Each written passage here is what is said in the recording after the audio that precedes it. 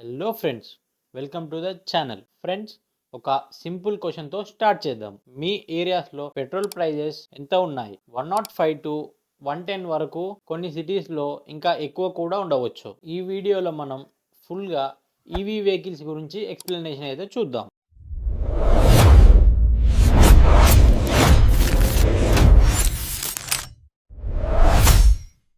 Daily ఆఫీస్కి వెళ్తే monthly petrol prices 6,000 నుండి 8,000 వరకు ఈజీగా అవుతుంది. ఇది కన్ఫర్మ్.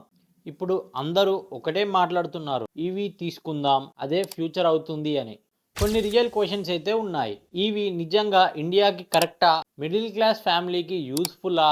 బ్యాటరీ కాస్ట్ ఎంత? ఛార్జింగ్ స్టేషన్స్ ఉన్నాయా? 2026లో ఈవీ కొనడం బెటరా లేక వెయిట్ చేయాలా అని. వీడియోని ఎండ్ వరకు చూడండి, మీకు ఒక క్లారిటీ వస్తుంది. ఏమో చెప్పలేం, మీ మనీ కూడా సేవ్ అవ్వచ్చు. ఎలక్ట్రిక్ వెహికల్ అంటే పెట్రోల్ ఆర్ డీజిల్ బదులు ఎలక్ట్రిసిటీని వాడడం. ఈవీలో main parts: lithium ion battery, electric motor, power controller, charger. Petrol and diesel కార్స్లో ఉండేవి engine, gear box, clutch, exhaust pipe, engine oil ఇవి ఉంటాయి. ఈవీస్లో ఇవి ఉండవు. అందుకే ఈవీ వెహికల్స్ లో సౌండ్ ఆల్మోస్ట్ కట్ అయిపోతుంది. స్మూత్ డ్రైవింగ్ ఉంటుంది. మెయింటెనెన్స్ కూడా చాలా తక్కువ. సిటీలో డ్రైవ్ చేసేటప్పుడు డిఫరెన్స్ అనేది మనకి ఫుల్ గా అర్థమైపోతుంది. ఇండియాలో ఈవీ టైప్స్: ఫస్ట్ టైప్ వచ్చేసి బిఈవి అంటే బ్యాటరీ ఎలక్ట్రిక్ వెహికల్. ఇది ఫుల్ గా ఎలక్ట్రిక్ వెహికల్, పెట్రోల్ అస్సలు ఉండదు. Examples like Tata Nexon EV, Tata Tiago EV, ZS EV. Charge చేసి డ్రైవ్ చేయడం అంతే. సెకండ్ టైప్ వచ్చేసి హెచ్ఈవి అంటే హైబ్రిడ్ ఎలక్ట్రిక్ వెహికల్. ఈ వెహికల్ లో పెట్రోల్ ప్లస్ ఎలక్ట్రిక్ మోటార్స్ రెండూ ఉంటాయి. బ్యాటరీని మనం చార్జ్ చేయాల్సిన అవసరం లేదు. అది పెట్రోల్ కి ట్రాన్స్ఫర్ అయినప్పుడు ఆటోమేటిక్ గా బ్యాటరీ కూడా ఛార్జింగ్ అవుతుంది. Example strong hybrid cars. Mileage petrol cars కంటే బెటర్ ఉంటుంది, కానీ ప్యూర్ ఈవీ లాగా జీరో కాస్ట్ అయితే ఉండదు. థర్డ్ది పిహెచ్ఈవి అంటే ప్లగ్ ఇన్ హైబ్రిడ్ వెహికల్. ఇది ఇండియాలో ఇప్పుడు లేదు, కానీ ఫ్యూచర్ లో రావచ్చు.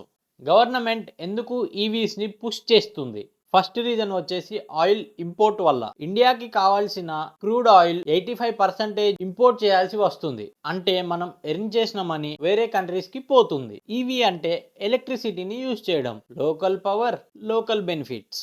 ఢిల్లీ, ముంబై, హైదరాబాద్ లాంటి సిటీస్ లో ఎయిర్ పొల్యూషన్ ఫుల్ గా ఉంది.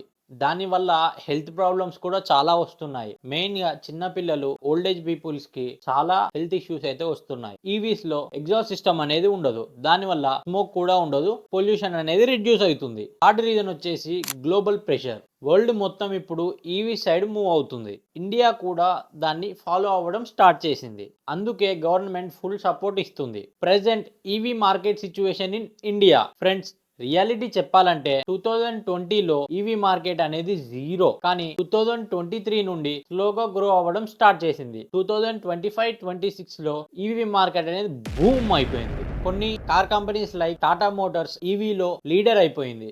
EV advantages, real benefits. First, running cost చూసుకుంటే పెట్రోల్ కార్ కి 6 to 8 రూపీస్ అయితే పడుతుంది పర్ కిలోమీటర్. అదే ఈవీ విషయానికి వస్తే 1 to 1.5 రూపీస్ వరకు పడుతుంది per kilometre. Daily 40 to 50 kilometres drive చేస్తాను అనుకుంటే మంత్ మొత్తానికి థౌజండ్స్ ఆఫ్ రూపీస్ అయితే సేవ్ చేయొచ్చు. సెకండ్ పాయింట్ వచ్చేసి మెయింటెనెన్స్ అనేది చాలా తక్కువ. ఈ వెహికల్స్ లో పెట్రోల్ వెహికల్స్ లాగా engine oil change, clutch, gear box repairs అయితే ఉండవు. దీంట్లో నార్మల్ సర్వీసింగ్ కాస్ట్ వెరీ లో.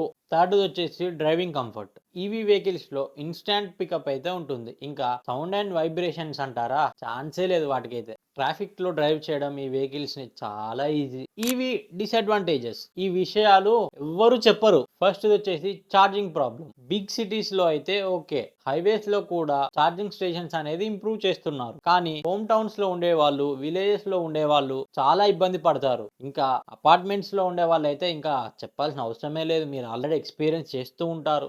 సెకండ్ వచ్చేసి బ్యాటరీ రీప్లేస్మెంట్ కాస్ట్. నార్మల్ గా ఒక EV car battery 6 to 8 years వరకు అయితే వస్తుంది, కానీ దాని రీప్లేస్మెంట్ కాస్ట్ వచ్చేసి 5 to 7 lakhs వరకు అయితే ఉంటుంది. ఇండియాలో అయితే చాలా ఎక్స్పెన్స్. థర్డ్ వచ్చేసి లాంగ్ ట్రిప్స్ టెన్షన్. నార్మల్ గా పెట్రోల్ కార్లు అయితే 5 to 10 minutes ఫిల్లింగ్ టైం అయితే పడుతుంది, కానీ ఈవీ విషయానికి వస్తే 45 to 1 hour ఛార్జింగ్ టైం అయితే పడుతుంది. పర్ఫెక్ట్ ప్లానింగ్ లేకపోతే ట్రిప్ విషయం గోవిందా గోవిందా.